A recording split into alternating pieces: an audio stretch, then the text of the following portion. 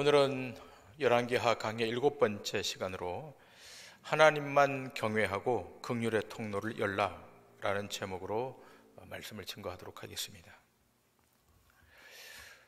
우리가 들어온 대부분 오늘 본문에 대한 해석은 이렇습니다.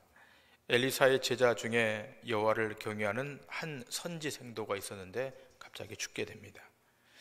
그가 죽기 직전 그의 아내와 두 아들이 빚을 지고 있었습니다. 이 채무는 선지 생도 때부터 진 빚으로 보여집니다. 그런데 남편이 죽자 이 빚을 떠안게 된 이 여인에게 빚쟁이가 찾아와서 두 아들을 빚으로 데리고 가겠다 이렇게 강권합니다. 이때 이 여인이 엘리사에게 와서 도움을 요청하고서 엘리사는 그 여인에게 무엇이 있느냐고 물어봅니다. 그러자 이 여인이 기름 한 병이 있다고 대답합니다. 그러자 엘리사가 이웃에게 그릇을 빌릴 수 있는 대로 빌려서 방 안에 들어가서 문을 닫고 빌려온 그릇에 그 기름을 부으라고 말합니다. 여인이 그 말을 믿고 그대로 했더니 빌려온 그릇에 기름이 가득 차게 되었고 그 기름을 팔아 빚을 갚고 생활을 이어갔다는 내용입니다. 아주 간단한 내용이죠. 제가 이 내용으로 어떤 목사님의 설교를 들었는데요. 그 목사님의 설교의 제목이 할 수 있는 대로 그릇을 빌리라는 제목이었습니다.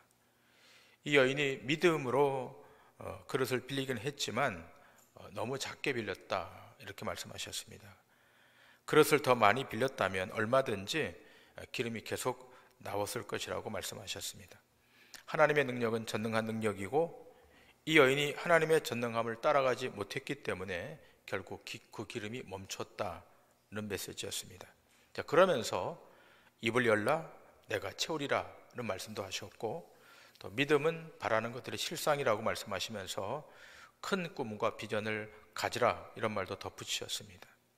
더불어서 우리의 믿음의 그릇도 커야 한다라면서 그 말씀을 마감을 했습니다. 제가 그 메시지를 들으면서 그렇게 해석할 수도 있겠구나 그런 생각이 들었습니다만 정말 오늘 본문이 그런 메시지로 기록된 본문인가 하는 그런 의구심이 들었습니다. 여러분 한번 생각해 보시길 바랍니다.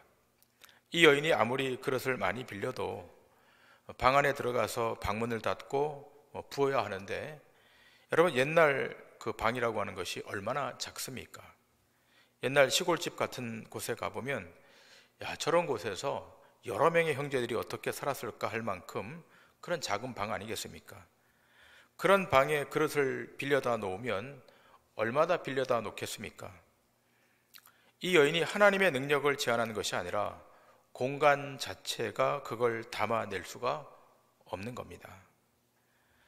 그래서 오늘 우리는 이 본문의 말씀을 액면 그대로 보지 말고 이 속뜻 그리고 이 말씀 뒤에 감추어져 있는 속뜻이 무엇인가를 확인하고 오늘 우리에게 주시는 말씀의 은혜를 함께 나누길 원합니다. 먼저 본문 1절의 말씀을 보시길 바랍니다.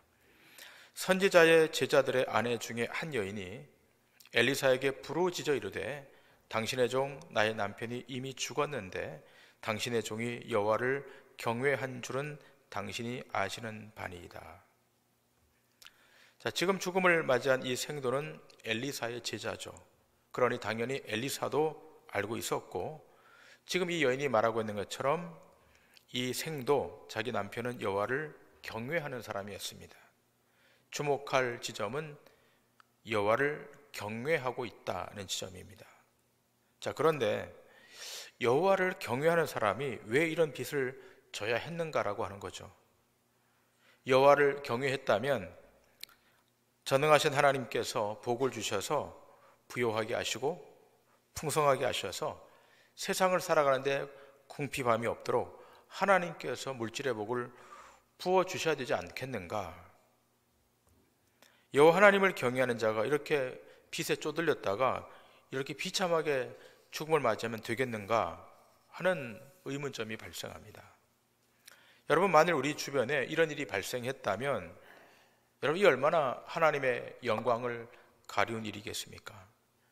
이건 간증거리가 아니라 주변의 비난거리가 되고 손가락질을 받는 경우로 치부될 게 뻔합니다. 여호와를 경외한 사람의 가정이 왜 이렇게 되었을까? 여러분, 그런 질문을 우린 충분히 할 수 있을 것입니다.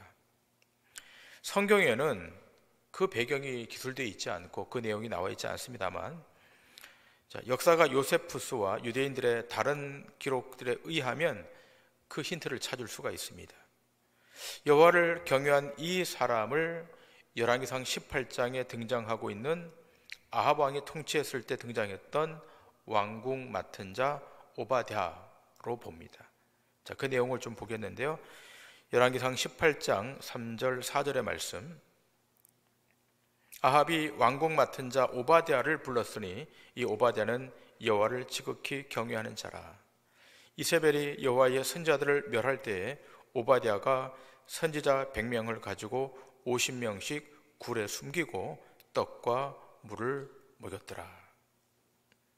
자, 이 오바댜는 여호와를 지극히 경외하는 사람이라고 되어 있죠.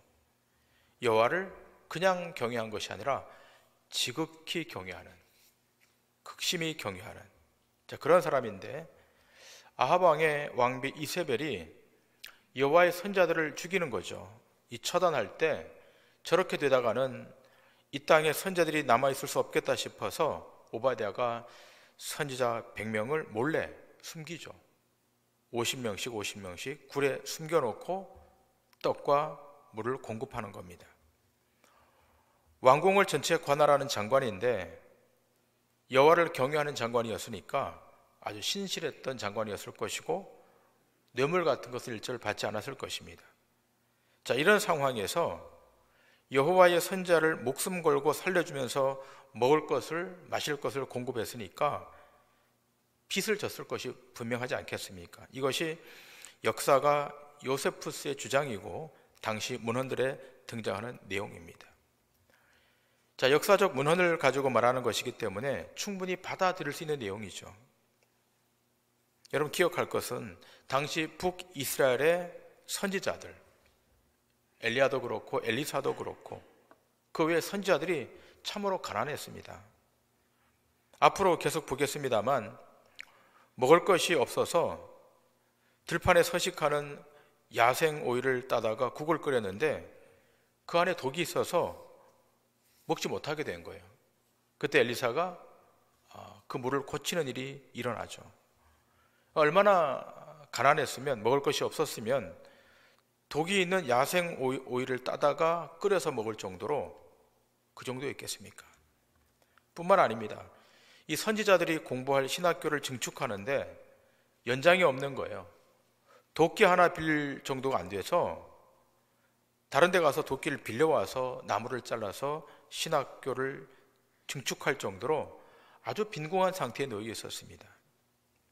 여러분, 왜 그러면 이 선지자 생도들이 이러한 핍절한 상태에 놓이게 되었을까? 그 이유가 열왕기에서 전체 기록되어 있습니다. 북이스라엘의 왕, 아합 왕, 그리고 최고위층, 그 리더십 그룹이 여호와를 무시하고 하나님을 경외하지 않았기 때문인 거죠. 이미 하나님께서 이스라엘 백성들이 출애굽할 때, 그 조상들이 출애굽할 때 이렇게 출애굽기서에서 말씀하고 있지 않습니까? 출애굽기 22장 21절 이하의 말씀. 너는 이방 나그네를 압제하지 말며 그들을 학대하지 말라. 너희도 애굽 땅에서 나그네였음이라. 너는 과부나 고아를 해롭게 하지 말라. 네가 만일 그들을 해롭게 함으로 그들이 내게 부르짖으면 내가 반드시 그 부르짖음을 들으리라. 나의 노가 맹렬함으로 내가 칼로 너희를 죽이리니 너희의 아내는 과부가 되고 너희 자녀는 고아가 되리라. 네가 만일 너와 함께한 내 백성 중에서 가난한 자에게 돈을 구워주면 너는 그에게 채권자같이 하지 말며 이자를 받지 말 것이며 네가 만일 이웃의 옷을 전당 잡거든 해가 지기 전에 그에게 돌려보내라. 그것이 유일한 옷이라. 그것이 그의 알몸을 가릴 옷인즉 그가 무엇을 입고 자겠느냐. 그가 내게 부르짖으면 내가 들으리니 나는 자비로운 자임이니라. 자, 지금 위에 언급된 말씀, 이 말씀이 북이스라엘에서 시행이 되질 않았던 거예요. 왜 그런 겁니까? 아합 왕이 하나님을 경외하지 않고 바알과 아세라를 섬겼기 때문이에요.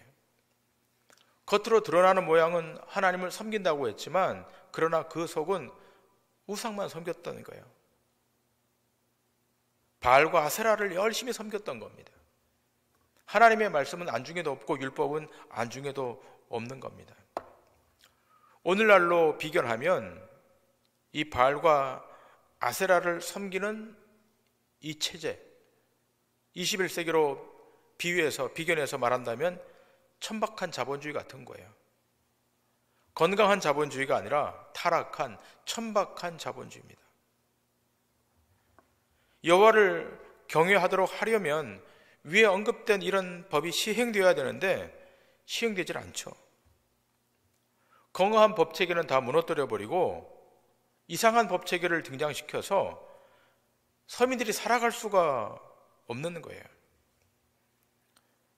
건강한 법이 시행되고 있지 않습니다. 여기에 대해서 이미 출애굽기 21장 이렇게 말씀하고 있습니다. 21장 1절과 2절. 내가 백성 앞에 세울 법규는 이러하니라. 내가 히브리 종을 사면 그는 6해 동안 섬길 것이요 7째 해는 몸값을 물지 않고 나가 자유인이 될 것이며. 자, 히브리인의 종을 산다는 것은 그 히브리인이 빚에 몰려서 종이 된 경우잖아요. 자, 그런데 오늘 이 출애굽기 21장에 기록하고 있는 바와 같이 6년 동안 일하면 자유의 몸으로 풀어주라는 거죠. 이게 안식제도 아니겠습니까? 자, 이 제도를 통해서 안식을 주시는 분이 하나님이신 것을 인식하게 하기 위해서 이런 제도를 허락한 거죠. 그래서 우리 주님, 우리 하나님도 6일 동안 창조하시고 7일째 안식하셨고, 자, 이렇게 6년 동안 종을 부렸으면 7년째 풀어줘야 되는 것이고, 남의 땅에서 6년 동안 경작했으면 7년째는 그 땅에서 안식년으로 가져야 되는 것이고, 안식년 7년이 7번 반복되어서 49년이 되면 그 50년째는 희년이 되는 거잖아요. 그러니까 희년이 되게 되면 모든 빚은 다 탕감시키는 거예요. 이것이 이스라엘의 법제도입니다. 이 제도가 레위기 25장에 기록되어 있죠. 자, 그런데 이러한 법의 체계들이 시간이 지나오면서 분열 왕국 살아오면서 하나도 시행이 되지 않죠. 그런 까닭에 하나님을 잘 경외했던 자들은 가난해지고, 그렇지 않고 편법에 편승하거나 우상을 숭배했던 사람들은 부자가 되는 잘못된 사회현상이 나타나는 겁니다.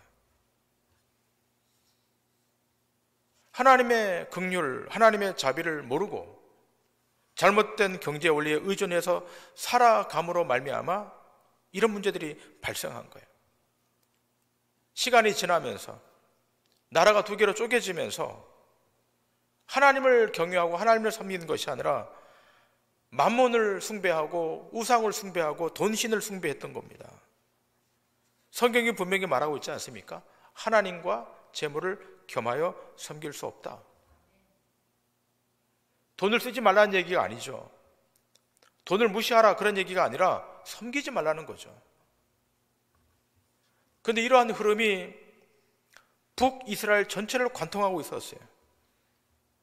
그로 말미암아 하나님만을 신실하게 경외했던 하나님의 사람들은 고난을 받을 수밖에 없었어요. 결국 BC 722년에 북이스라엘은 아수르에게 멸망을 당하고 남유다는 BC 586년에 바벨론에게 멸망을 당하는 치욕스러운 일이 발생하게 됩니다. 이스라엘 백성은 어떻게 살아가는 존재입니까? 하나님의 긍휼과 하나님의 자비로 살아가는 존재예요.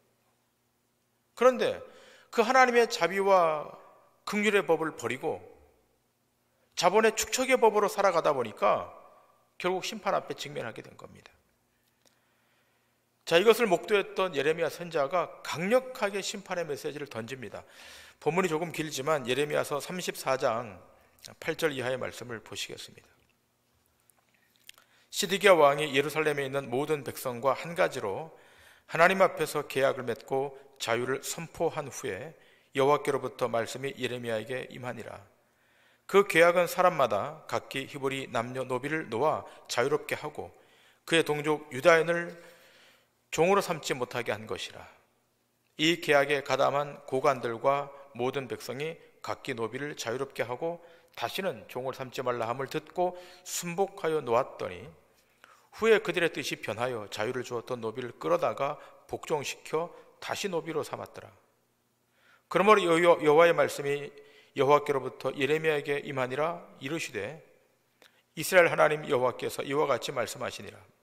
내가 너희 선조를 애굽 땅 종의 집에서 인도하여 낼 때에 그들과 언약을 맺으며 이르기를 너희 형제 히브리 사람이 내게 팔려왔거든 너희는 7년 되는 해에 그를 놓아줄 것이니라. 그가 6년 동안 너를 섬겼은즉 그를 놓아 자유롭게 할지니라 하였으나 너희 선조가 내게 순종하지 아니하며 귀를 기울이지도 아니하였느니라. 그러나 너희는 이제 돌이켜 내 눈앞에 바른 일을 행하여 각기 이웃에게 자유를 선포하되 내 이름으로 일컬음을 받는 집에서 내 앞에서 계약을 맺었거늘 너희가 돌이켜 내 이름을 더럽히고 각기 놓아 자기들의 마음대로 자유롭게 하였던 노비들을 끌어다가 다시 너희에게 복종시켜 너희의 노비로 삼았도다. 그러므로 여호와께서 이와 같이 말씀하시니라. 너희가 나에게 순종하지 아니하고 각기 형제와 이웃에게 자유를 선포한 것을 실행하지 아니하였은즉 내가 너희를 대적하여 칼과 전염병과 기근에게 자유를 주리라. 여호와의 말씀이니라. 내가 너희를 세계 여러 나라 가운데 흩어지게 할 것이며 송아지를 둘로 쪼개고 그 두 조각 사이로 지나매 내 앞에 언약을 맺었으나 그 말을 실행하지 아니하여 내 계약을 어긴 그들을 곧 송아지 두 조각 사이로 지난 유다 고관들과 예루살렘 고관들과 내시들과 제사장들과 이 땅 모든 백성을 내가 그들의 원수의 손과 그들의 생명을 찾는 자의 손에 넘기리니 그들의 시체가 공중의 새와 땅의 짐승의 먹이가 될 것이며 또 내가 유다의 시드기야 왕과 그의 고관들을 그의 원수의 손과 그의 생명을 찾는 자의 손과 너에게 떠나간 바벨론 왕의 군대의 손에 넘기리라. 여호와의 말씀이니라. 보라, 내가 그들에게 명령하여 이 성읍에 다시 오게 하리니 그들이 이 성읍을 쳐서 빼앗아 불사를 것이라. 내가 유다의 성읍들을 주민이 없어 처참한 황무지가 되게 하리라.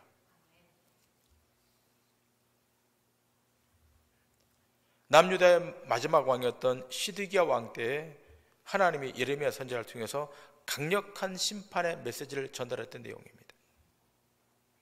지금 남유다는 바벨론의 공격을 받고 있는 전시 상황이에요. 1차 공격, 2차 공격, 3차 공격. 이 엄중한 상황에서 예레미야가 지금 심판의 메시지를 전달하죠. 그랬더니 왕과 고관들이 잠시 듣는 척합니다.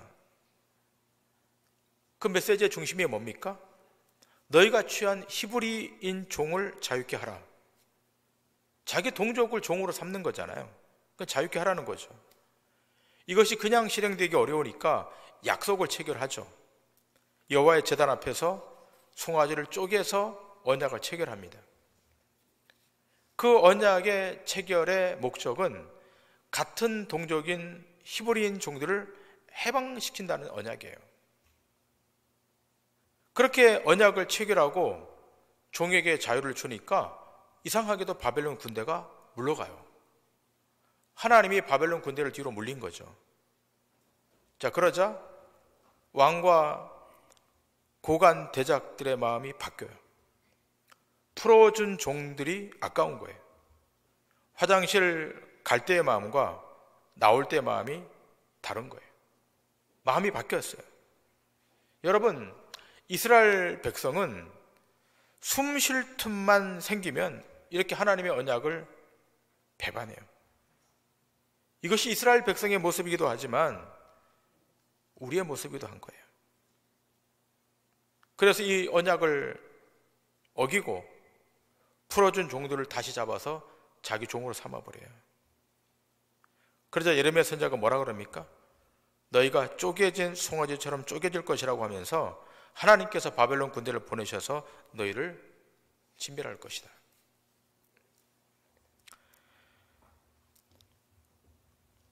여러분, 오늘 본문에서 하나님을 경외하는 선지자의 아들이 종으로 팔려가는 이 상황을 통해서 하나님이 무엇을 보여주시는지, 어떻게 하나님께서 이스라엘 백성을 인도해 가시는지를 우리는 확인하게 됩니다.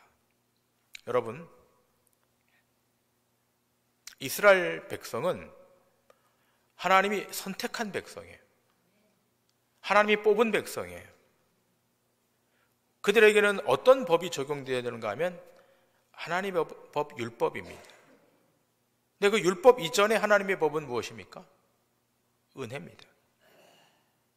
이스라엘이 어떤 조건에 충족해서 하나님의 선택된 백성이 된 것이 아니라 하나님께서 그 백성을 긍휼히 여기셨고 은혜를 베풀어 주셔서 선택된 하나님의 백성이 되는 거예요.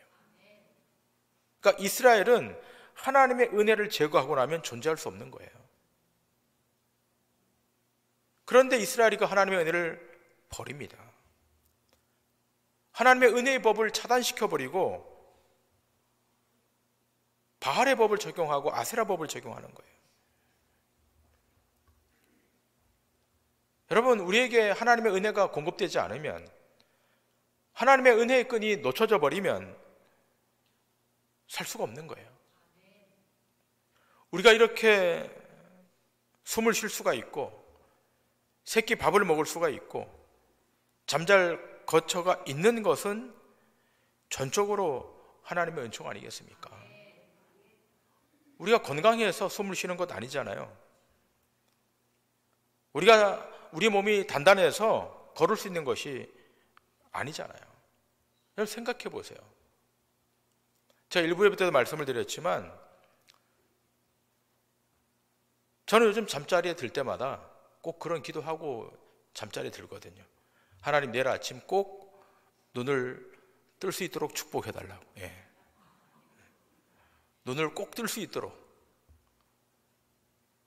근자에 제 선배 중에 한 분, 나이가 저보다 한 두세 살 많은 선배 한 분이 돌아가셨어요.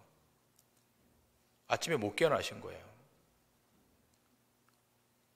가까운 선배인데요. 여러분, 제가 기도하면 여러분도 기도하셔야 돼요. 잠자리 들어갈 때 하나님, 내일 아침 꼭 눈을 뜨게 해달라고. 기도하고 주무십니까? TV보다 그냥